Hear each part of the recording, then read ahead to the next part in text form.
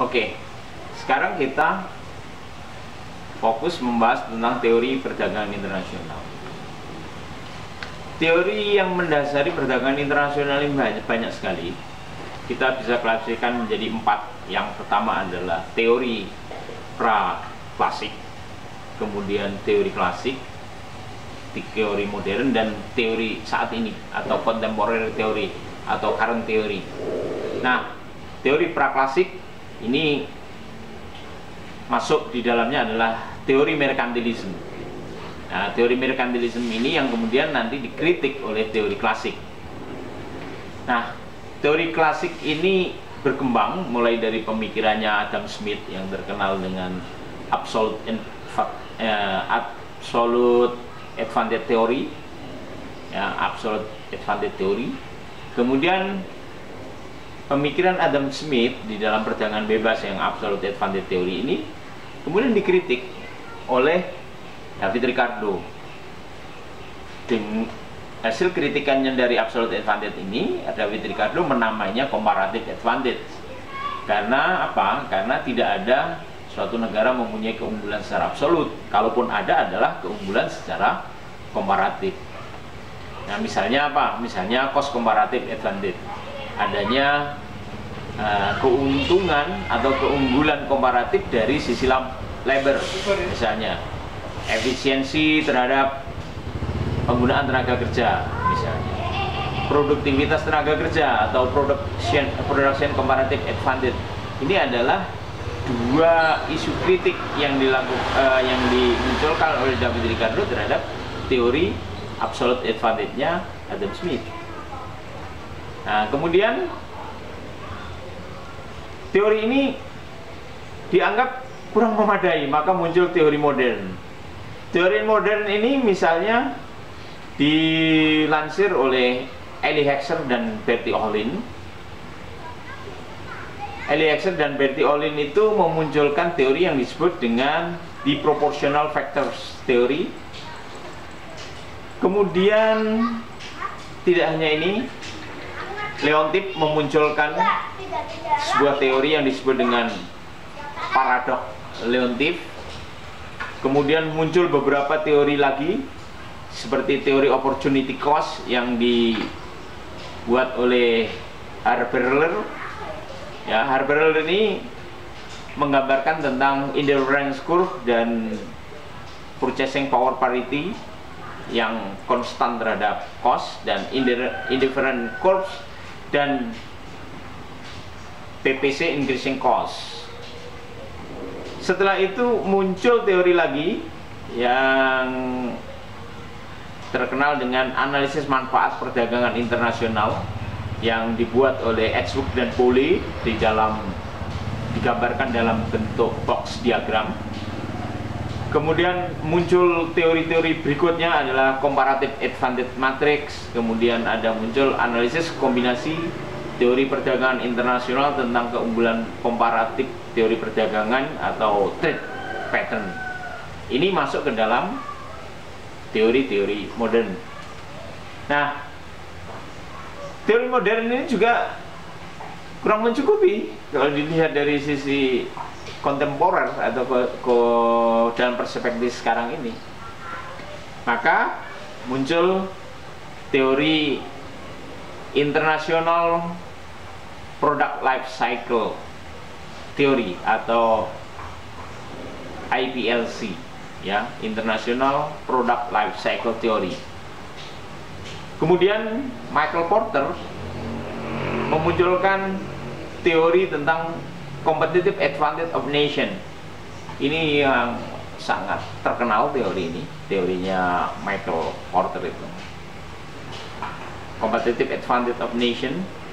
Nah, ini menggambarkan antara pemasok, supplier, industri yang sama, kemudian substitusi dan kebijakan-kebijakan atau new entries. Nah, itu yang di dalam competitive advantage of nation. Dan teori ini meskipun kuat, tapi oleh Richard de Aveny disempurnakan lagi dengan teori yang disebut dengan hyper kompetitif. Ya. Teori hiperkompetitif ini atau kompetitif yang hiper. Karena kenapa? Karena memang multinasional sudah berjejaring secara internasional, secara luas, secara global, memiliki masing-masing memiliki kapital, memiliki sumber daya dan lain sebagainya, sehingga kompetisi di bisnis sangat luar biasa. Muncullah hiperkompetitifnya Richard de Aveny. Kemudian muncul lagi sekarang teori competitive liberalization. Competitive liberalization, persaingan liberalisasi ini luar biasa.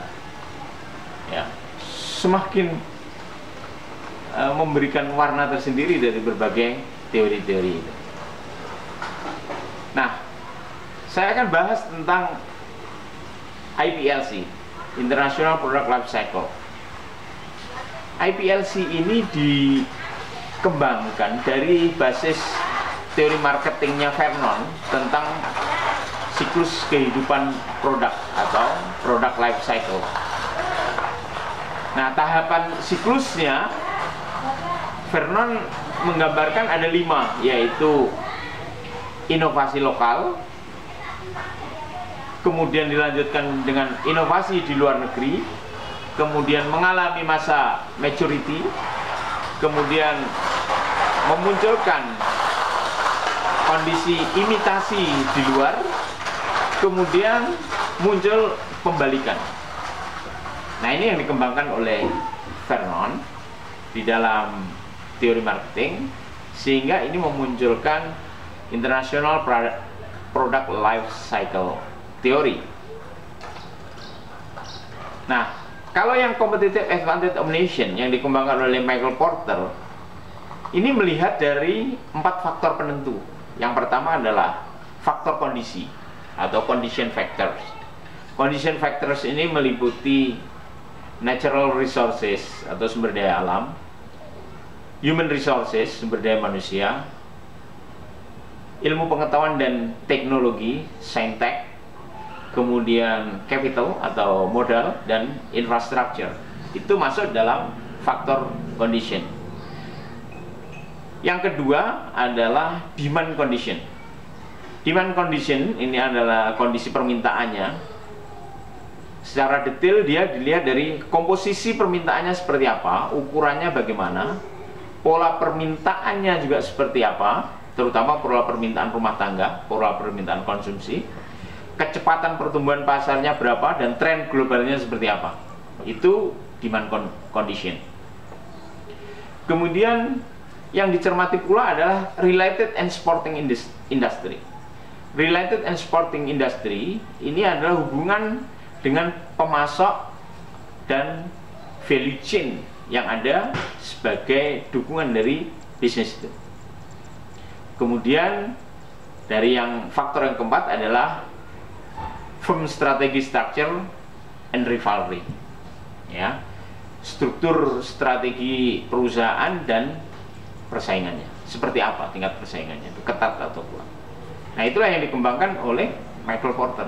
Jadi Michael Porter melihat ada 4 faktor penentu tadi.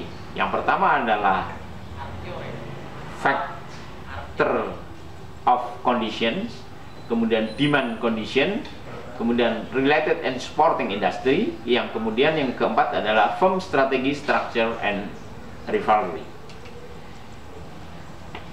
Kemudian mari kita lanjutkan dengan hiperkompetitif yang dikembangkan oleh pemikirannya Richard de Aveny. Richard de Aveny mengatakan bahwa perusahaan-perusahaan itu perlu merencanakan operasional secara terpadu yang mengaitkan lingkungan eksternal dan internal untuk mencapai tujuan jangka pendek dan jangka panjang. Nah, strategi ini perlu dibuat secara berkelanjutan, maka teori ini disebut juga sebagai sustainable competitive advantage. Karena apa? Karena mempunyai sifat yang dinamis, diperoleh karena adanya innovation dan innovation, kemudian dikembangkan dengan research and development, dan ini cocok atau sangat cocok untuk sumber daya yang bersifat renewable, dapat digantikan. Nah, hyper kompetitif ini dalam realitasnya kemudian memunculkan kerjasama bisnis, misalnya antara Daihatsu dengan Toyota memunculkan mobil Rush dan Terios, kemudian memunculkan Agia dan Ayla dan sebagainya. Ya. Nah, saudara-saudara, bisnis internasional tidak terlepas dari kebijakan-kebijakan yang dibuat oleh pemerintah.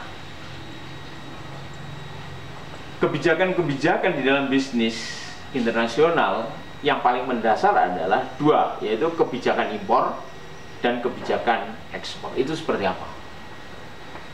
Nah, kebijakan ekspor sendiri tidak harus di luar negeri. Ada kebijakan ekspor di dalam negeri dan di luar negeri. Seperti apa? Nah, ini semuanya tentu pemerintah selaku pengambil kebijakan akan menentukan dampak keuntungannya bagi terciptanya stabilitas ekonomi yang dilihat dari sudut pandang produsen dan konsumen. Untuk kebijakan impor, misalnya bisa kita lihat dari kebijakan tentang tarif barier. Kebijakan tentang tarif barier. Tarif barier ini adalah untuk membatasi arus impor dengan tarif. Ya, bisa kebijakan nominal dan tarif proteksi secara efektif atau terutama pada infant industry, kemudian juga untuk tujuan proteksi edukatif dan lain sebagainya. Kemudian kebijakan non tarif barrier. Kebijakan non tarif barrier ini tentu saja berkaitan dengan instrumen kebijakan non tarif, sistem kuota dan efek kuota, dan subsidi. Ya, garis besarnya seperti itu. Nanti kita bisa pelajari lebih detail di session-session berikutnya.